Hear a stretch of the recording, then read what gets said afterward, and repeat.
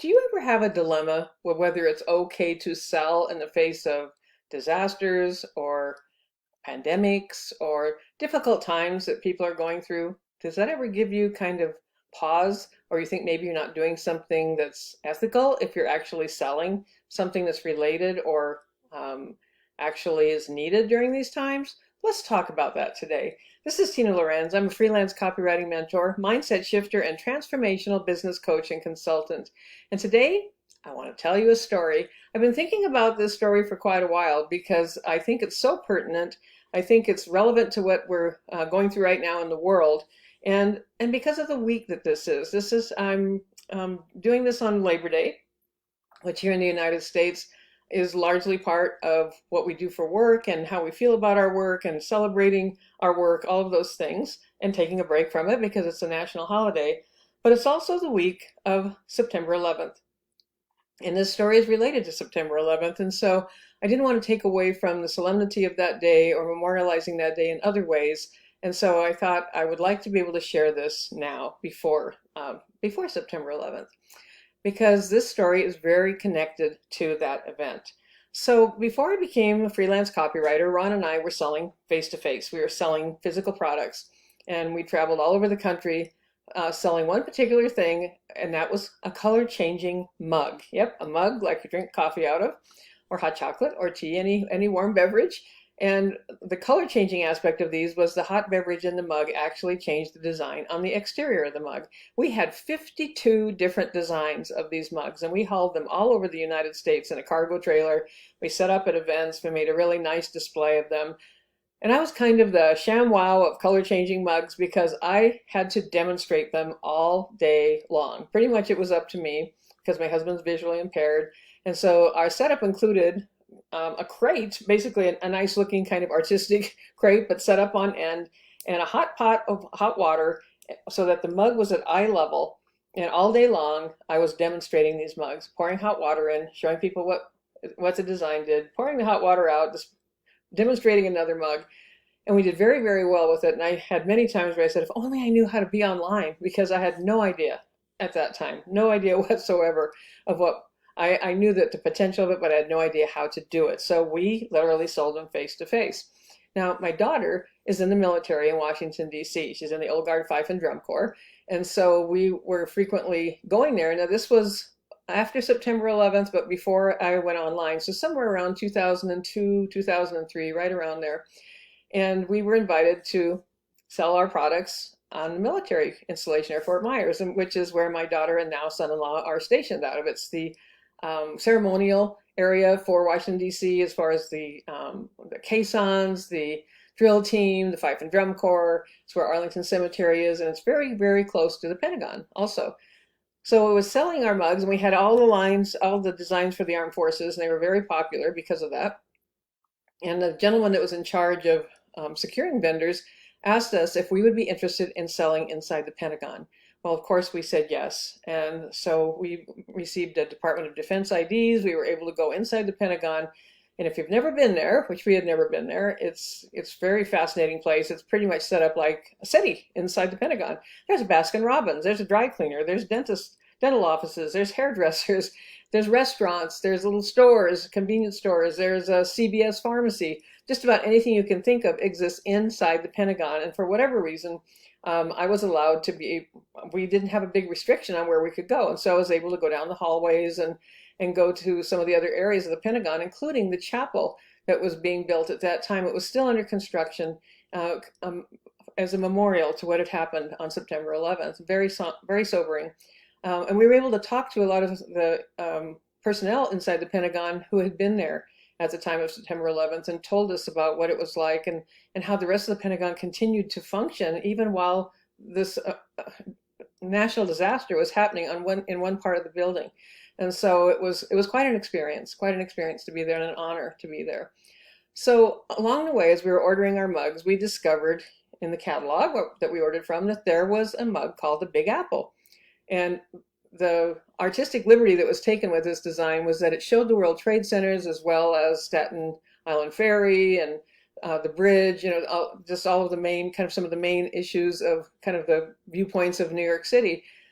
And when the hot liquid was put in the mug, all the lights went on. It became nighttime, and all the lights went on, including in the windows of the World Trade Center. So when we saw this design, we asked our suppliers, said, why haven't we seen this? Why aren't you selling this? And they said, well, we can't sell that. And we said, well, why not? And they said, because it's got the World Trade Centers on it. And we were like, well, okay, but we think that that's something that people are interested in and will be interested in for a particular reason. And so we said, well, send us a couple cases of them. And they told us at that time, we've broken the mold on this mug. We're not going to continue to make it. We're just have them sitting here in the warehouse. So we asked for a couple of cases of them, and we took them inside the Pentagon, and we put them on display as a commemorative, as a memorial, as a way to remember what we stand for here in the United States, and the courage of our citizens and our military, and all of those great things that we stand for here in the U.S.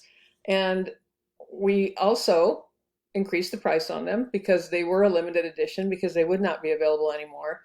And when I demonstrated them, I always told the story of how we would never forget, how the reason for this design was to remember, to always remember what we stand for. It was a very US-based patriotic messaging, respectful. My daughter's in the military, my son-in-law's in the military, they still are today. And so it was done with respect, it was done with integrity and authenticity and honor for those that had given their lives. Well, what happened was that we began selling out of the mugs. And so we called the company and we said, we will take all of them. All that you have, send them to us. And they did. And they are not available any longer. And that's what we told as part of the story of them, was that it would no longer be available. It was a limited edition. Well, we had people people like five-star generals and diplomats inside the Pentagon asking for cases of them. They were taking them overseas as gifts. They were taking them to other embassies. They wanted them for in their own homes. They wanted to give them as gifts. And we rapidly sold out of every single one of those mugs. Now, the story here, there's so many aspects to this, because if we had gone along with thinking what the company thought, well, we can't sell them because, and their because was very limiting in how they were thinking, very limited in what their perception would be, and also how they would be sold. Where when Ron and I looked at it, was we would sell them respectfully, we would sell them as a commemorative, we would sell them as a way for people to have a tangible item that for certain people was actually comforting, was actually uplifting, it was more than a vessel to drink coffee or hot chocolate or tea out of, okay? It was way more than that. And it served a purpose. And so the selling of these mugs that some people thought, oh, you can't sell them because of that design, actually was serving these people, and knowing your audience, knowing what people would value this, knowing what audience would be served by this and enhanced by having this and wanting this by their own choice, thinking that way instead of the limiting, we can't possibly show those buildings because of what happened, where we framed it as a sign of respect and a memorial, and that kind of taking a stand for being invincible, for overcoming, for moving forward no matter what, for never forgetting the greatness of the people that serve and the people that were there and the first responders, all of those things.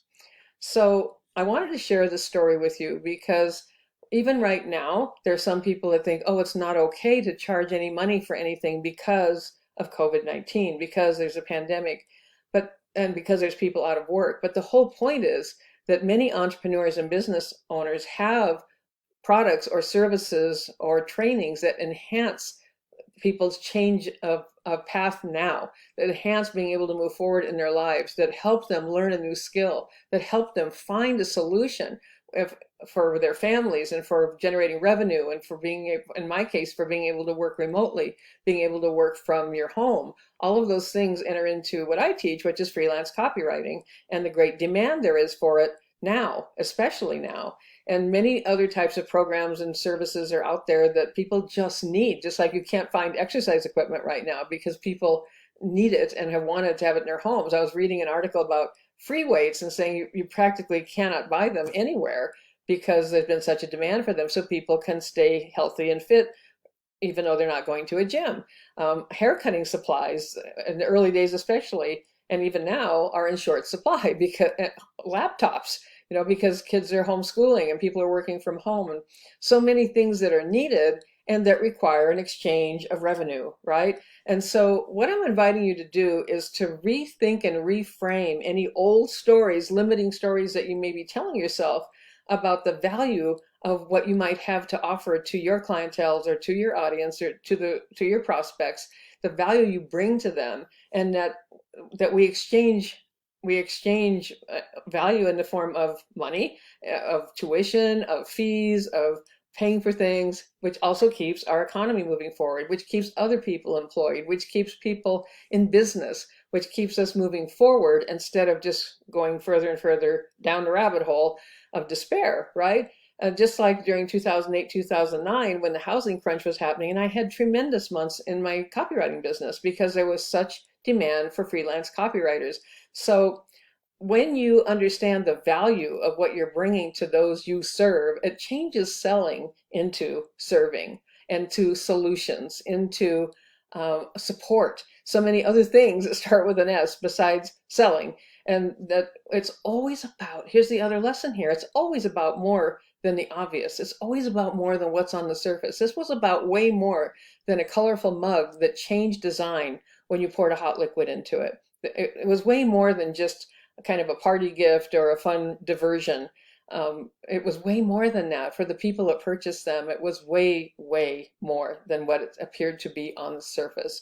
And when you understand that for your clients, when you can tap into that deeper level of what something's really about, because this is what I teach in my copywriting programs, that it's always about more than the obvious. It's always about more than just what's on the surface.